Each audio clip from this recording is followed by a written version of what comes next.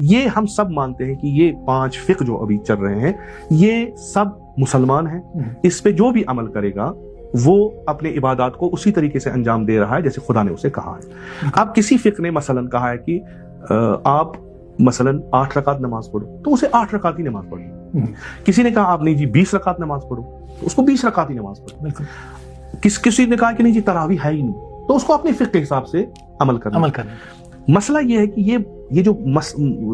بحث ہے یہ علماء کے بیچ میں، اگر ہم عوام اس پہ بحث کریں جی ہم مسجد میں جا کے اب ہم 8 رکعت پڑھیں تو اس عوام کو تو پتہ ہی نہیں نا اصول فقہ کیا ہے، یہ فتویٰ جو دیا گیا ہے، یہ